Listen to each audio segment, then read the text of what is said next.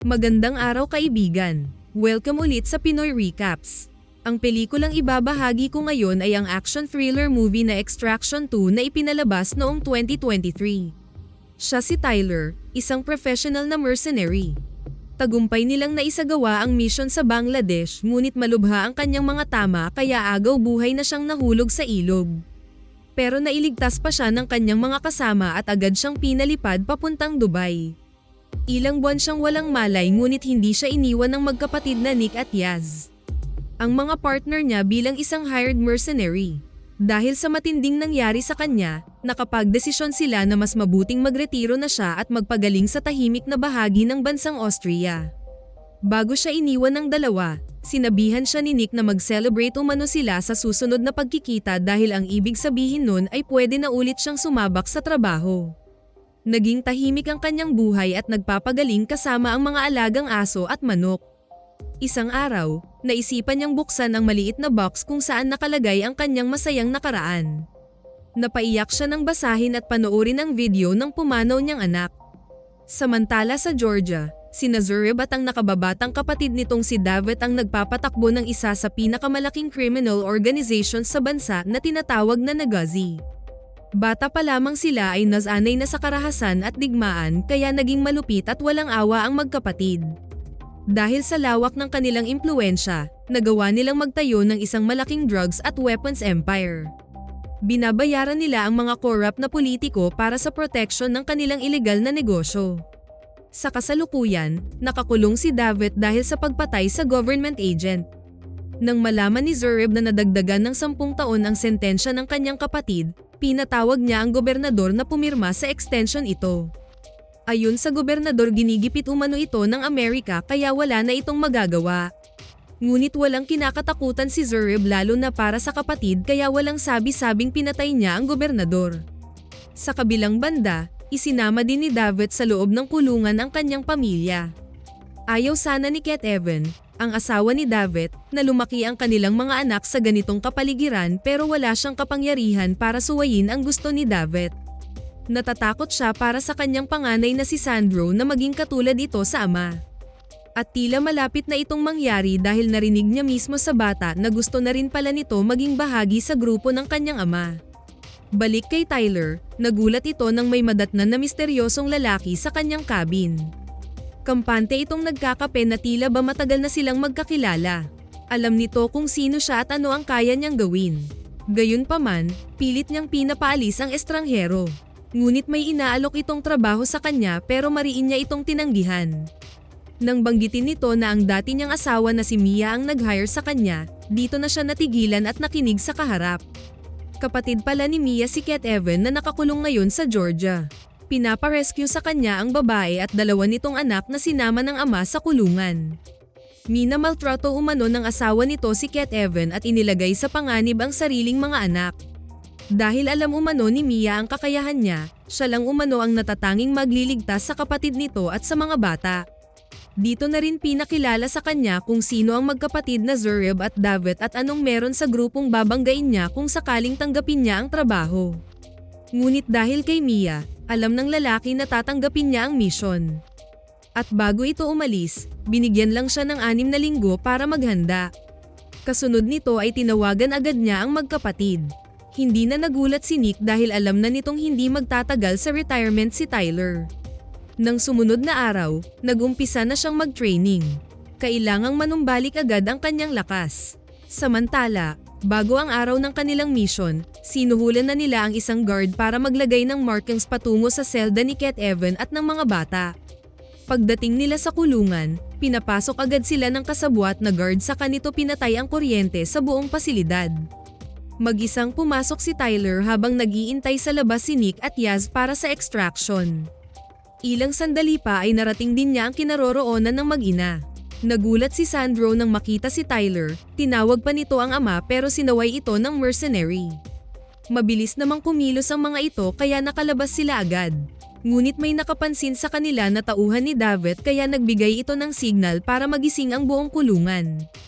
Hindi nagtagal ay bumalik na ang ilaw at tumunog na rin ang alarma. Marami ng guards ang naghahanap sa kanila kaya nagmamadali si Tyler maghanap ng ibang exit palabas ng building. Pagdating nila sa basement, dito na siya binigyan ni Yaz ng instruction saan pupunta. Habang palabas na sila sa isang ventilation, biglang dumating si Davet. Galit na galit ito sa tangka nilang pagtakas kaya napilitan siyang makipaglaban dito. Tumulong na rin si Ket Evan hanggang mapatay nila ang gang leader. Maya-maya pa ay nakalabas na din ang iba pang bilanggo kaya napilitang magpaiwan si Tyler at Ket Evan. Nauna nang tumakas ang dalawang bata kasama ni Nick at Yaz. Kasunod nito ay napunta sa open ground ang dalawa kung saan nagkaroon ng riot ang magkalabang grupo. Dito mas napalaban si Tyler. Sa dami ng umatake sa kanya, tinulungan na rin siya ng babae. Muntik pa siyang mapuruhan ngunit nanaig ang kanyang lakas kaya tuluyan niyang nailigtas si Ket Evan. Hindi nagtagal, dumating na din ang magkapatid para makalabas na sila sa pasilidad. Dito na nagumpisang magtanong si Sandro nasaan ang kanilang ama. Sagot lang ng babae na magkikita din sila mamaya. Subalit hindi pa sila gaanong nakalayo, nasundan na agad sila ng mga tauhan ni Zurib. Mabuti na lang at bulletproof ang kanilang sasakyan. Pinagsuot niya ng vest ang dalawang bata habang nakipagbakbakan sila sa mga humahabol. Ilang kotse na ang bumaliktad pero mukhang hindi nababawasan ang mga Nagazi. Hinagisan sila ng granada ng mga nakamotor kaya nauubos din ang kanilang sasakyan. Hindi pa rin sila tinigilan ng mga kalaban hanggang makarating na sila sa isang warehouse kung saan nag-aantay ang isa pa nilang getaway vehicle. Isang train na may kargang container cabin pero puno pala ito ng mga armas. Dahil ang sumunod sa kanila ay mga komando na ni Zurib na nakasakay sa helicopter. Dito mas matinding bakbakan ang naganap. Ngunit dahil mas bihasa sa pakipaglaban ang team ni Tyler, pinabagsak nila ang ilang helicopter ng grupo at ang mga commandos. Akala nila tapos na ang problema pero nawalan naman ng preno ang train kaya nadiskaril sila pagdating sa isang lumang estasyon. Dahil matibay naman ang mga container, nakaligtas silang lahat. At habang paalis na sila sa lugar, nag-usisa na naman si Sandro kung nasaan na ang ama nito. Dito na nito nalaman na wala na si Davet na napatay na ito ni Tyler. Galit na sinugod ng binatilyo ang mercenary. Kahit gaano pa kasama ang lalaki, mahal pa rin ito ng anak. Nagpaliwanag man si Tyler na nanganganib ang buhay ng ina, hindi pa rin ito matanggap ng bata. Samantala, nakarating na rin kay Zurib ang nangyari sa kulungan at ang pagkasawi ng kanyang kapatid. Habang tinitingnan niya ang bangkay ni Davet, bumalik sa kanyang alaala kung bakit nasira ang kanyang eardrum. Dahil sa malakas na sampal ng kanyang ama na hindi umano niya na proteksyonan ang bunsong kapatid sa mga bully. Naglabas siya ng galit sa wala ng buhay na katawan ni Davet. Nang mga sandaling iyon, patungo na ang team ni Tyler sa Austria. Akala nila wala na silang magiging problema ngunit lingid sa kanilang kaalaman, lihim na kinuha ni Sandro ang cellphone ni Yaz at pumasok sa CR. Tumawag ang binatilyo kay Zurib. Kahit nalaman nito na may balak palang patayin ng ama ang kanyang ina, nanaig pa rin ang galit nito kay Tyler. Lalo na nang sabihin ng tiyuhin na nasa dugo ni Sandro ang dugong Nagazi. Kaya wala na itong nagawa kundi sabihin kay Zurib kung saan sila patungo. Pagdating nila sa Austria, sinalubong sila ng doktor at nilapatan ng gamot ang kani-kanilang mga sugat. Naghanda na rin sila ng bagong papeles para tuluyan ng makalayo sa panganib ang mag-ina. Mabigat pa rin ang loob ni Sandro kay Tyler. Pero kahit papaano, napapaisip din ito sa mga paliwanag niya, na hindi ikabubuti nilang magkapatid ang ginawa ng ama na ikulong din sila gaya nito. Hanggang umabot ang pag-uusap nila tungkol sa kanyang anak, na magkalaro ang dalawa noong mga bata pa sila at kung buhay sana ito. Magkasing edad umano silang dalawa. Maya-maya pa ay napagtanto ni Sandro ang masamang mangyayari sa kanila kaya humingi ito ng tawad kay Tyler na parating na umano ang tiyuhin nito. Pagkarinig ni Tyler sa sinabi ng bata ay siya namang paglitaw ng isang helicopter patungo sa kanilang kinaroroonan. Kaya nagmamadali silang naghanda. Ilang saglit pa ay nakita na nila ang pagdating ng grupo sa baba ng building. Samantala, nalaman na rin ni Ket Evan na si Sandro ang dahilan bakit nasundan sila ni Zurib. Nasaktan ang babae nang sabihin ng anak na pamilya umano nito ang Nagazi. Habang pinapaliwanag ng ina na sila ang pamilya ng binatilyo, bigla namang sumulpot ang helicopter sa likod. At walang awang niretrat ang buong unit. Nang makita nila sa CCTV na clear na ang labas ng apartment, nagmamadali silang bumaba sa parking area. Paalis na sana sila kaso lumabas si Sandro at tumakbo patungo sa likod kung saan magkikita sila ng tiyuhin. Mabilis namang nakasunod sa binatilyo si Yaz. Tinatawag nito si Sandro hanggang sa makasalubong na nila si Zurib. Noong una, nalilito pa ang bata pero kalaunan, nanaig din ang tiyuhin nito. Sinabihan ni Sandro ang kanyang uncle na hindi ito kasalanan ng kanyang ina, na gusto lang umano ni Ket Evan ang kaligtasan nilang magkapatid. Ngunit makikita sa mukha ni Zurib na hindi nito patatawarin ang ina ng pamangkin. Dito na sumulpot si Nick para tulungan ang kapatid. Subalit RPG ang sumalubong sa SUV kaya muntikan pang madali ang mercenary. Matinding bakbakan ang sumunod na nangyari. Naka full gear ang tauhan ni Zurib kaya nahirapan din silang makapenetrate sa mga ito. May dumating na mga pulis pero nag-all out ang Nagazi kaya lahat ng mga ito ay bumagsak din. Pati SWAT team ay pinulbos lang ng RPG ng commandos. Pinaulanan sila ng RPG kaya hindi pa sila nakalayo, wasak na ang kanilang sasakyan. Dahil dito, wala na silang nagawa kundi bumalik sa loob ng building. Samantala, habang nag-aantay si Sandro sa kotse, tinanong niya ang lalaki sa driver's seat kung papatayin ba talaga ng tiyuhin ang kanyang ina.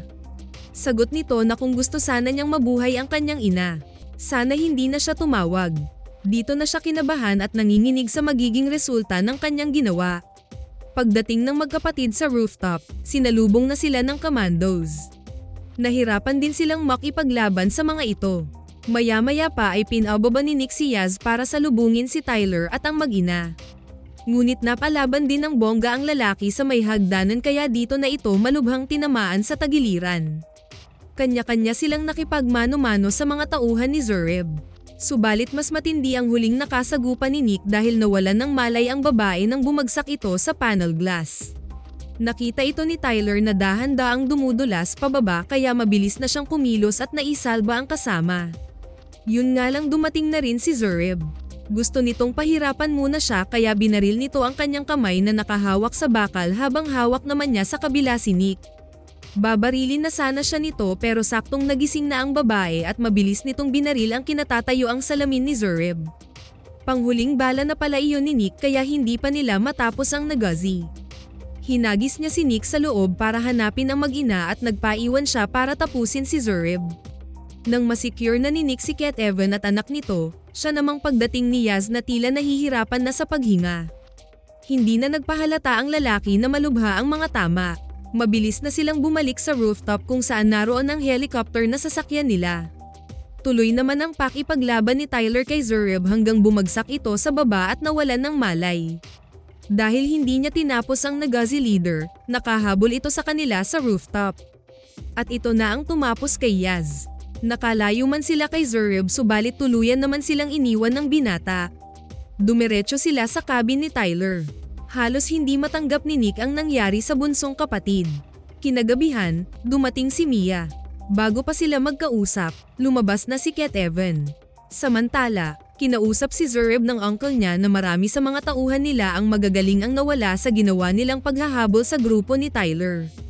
Sinubukan nitong pigilan ng pamangkin na wag na sana nitong ituloy pa ang paghihiganti at maging magandang ehemplo sa pamangkin din niyang si Sandro. Pero buo ang loob ni Zurib. Paano umano siya maging role model kung naduduwag silang tapusin ang laban? Ayaw niyang magpadikta sa gustong gawin kaya binaril niya ang kanyang tiyuhin. Dito mas lalong nalito ang binatilyo. Balik sa cabin, humingi ng tawad si Tyler kay Mia dahil sa paglayo niya sa oras na kailangan siya ng kanyang mag-ina. Naduwag umano siyang makita ang sitwasyon ng anak na wala siyang maitulong dito. Maya-maya pa ay tumawag sa kanya si Zurib. Kailangan umanong tapusin na nila ang labanang ito. Hindi umano ito makakatulog hanggat alam nitong buhay pa siya. Pagkatapos nitong sabihin kung saan sila magkikita, naghanda na agad ito ng mga gamit. Ang hindi niya alam, gusto pala siyang samahan ni Nick ngunit hindi niya pinasakay ang babae, sinabihan niyang bantayan ang mag-ina. Sa kabilang banda, nagsimula nang magbago ang pagtingin ni Sandro sa tiyuhin. Natama pala ang nanay niya bakit ayaw nitong maging katulad siya ng ama. Puno ng kasamaan ang grupo ng tiyuhin habang sinusugal naman ng mercenaries ang kanilang buhay para iligtas silang mag-anak. Ilang saglit pa ay nakarating na si Tyler sa location ng grupo ni Zurib. Tahimik siyang lumapit sa mga ito. Inuna niya ang sniper na nasa rooftop, sunod ay pinasabog naman niya ang maliit na eroplano saka sinunod ang lahat ng sasakyan sa paligid. Nang marinig ni Zureb ang mga pagsabog, mabilis na silang lumabas sa likuran patungo sa isang lumang simbahan. Naiwan ang nag-iisang komando na siyang huling humarap kay Tyler. Magaling din ito kaya tinamaan ang mercenary bago pa ito bumagsak. Kaya pa ika-ika na siyang pumasok sa simbahan. Dito na pala nag-aantay sa kanya si Zureb kasama si Sandro na nakasuot ng vest na puno ng bomba. Hindi siya makapaniwala sa balak nitong gawin. Sinabihan niya ang Nagazi na wag nang idamay ang bata, sila na lang maglaban. Ngunit tila walang narinig ang lalaki, inutusan nito ang pamangkin na kunin ang baril ni Tyler. Walang nagawa si Sandro kundi sundin ang utos ng tiyuhin. Habang nanginginig ang kanyang kamay sinabihan naman siya na itutok ang baril kay Tyler. Bini-brainwash ni Zureb ang pamangkin, na si Tyler umano ang pumatay kay David, dapat ipaghigante ng binatilyo ang sariling ama. Subalit hindi kaya ni Sandro gawin ang utos ng tiyuhin. Dito tinutukan ni Zureb si Tyler ngunit nakarinig ito ng static galing sa likuran kaya bigla nitong ginawang hostage si Sandro nang lumitaw si Nick. Dahil ayaw din ng babae na madamay ang bata, binaba nito ang dalang baril. Pero nang makatsyempo si Tyler, tumango siya kay Sandro. Mabilis na naintindihan ng bata ang gusto niyang mangyari kaya bigla itong kumawala kay Zureb. Nagkabarilan muna ang dalawa bago niya nasunggaban ang Nagazi. Pareho silang malakas at matira ang matibay. At habang naglaban ang dalawa, hinubad ni Sandro ang vest at lumapit kay Nick. Paulit-ulit itong humingi ng tawad. Saka maingat namang pinatay ng babae ang detonator. Kalaunan, nanaig din ang lakas ni Tyler. At sa pagkakataong ito, siniguro na niyang hindi na makakabangon pa ang Nagazi. Malubha ang mga tama ni Nick pero kakayanin ito ng babae. Bakas sa mukha ng binatilyo ang pagka-trauma ngunit sinabihan ito ni Tyler na huwag matakot dahil tapos na ang lahat. Hindi nagtagal ay dumating na ang mga pulis. Kaya parehas na silang nakakulong. Isang araw, binisita ni Mia si Tyler. Binalitaan siya nito tungkol sa mag-ina. Na naka-freeze ang lahat ng accounts nila dahil sa ilegal na gawain ng asawa. Kaya sabi niya dito na may pera siya sa cabin para sa mag-ina at magsimulang muli. Napaiyak siya nang marinig na wala palang hinanakit ang anak sa kanya. Na naging matapang pala itong harapin ang kamatayan gaya umano niya na matapang na hinarap ang panganib para iligtas ang mga tao. Kasunod nito ay dinala siya ng mga guard sa isang tahimik na lugar kung saan naghihintay ang estranghero na nagbigay sa kanya ng huling mission. May susunod umano siyang mission. Sagot niya dito na hindi niya tatanggapin hanggat hindi kasama si Nick. At yun nga, dumating din ang babae. Hindi pa rin niya kilala ang lalaki dahil mas importante umano ang boss nila. Magugustuhan umano niya ito. Sana nagustuhan niyo ang pelikulang ito. Maraming salamat sa inyong panonood. Kita-kits tayo sa susunod na video.